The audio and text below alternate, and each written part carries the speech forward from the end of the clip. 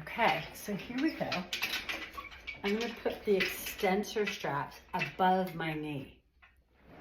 Okay, so these pants, of course, are like not very good to show you today, but I'm working on it. Hi.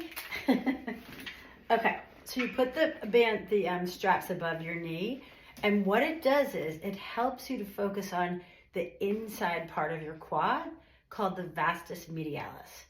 And that part of your quadricep muscle is designed to draw the kneecap up.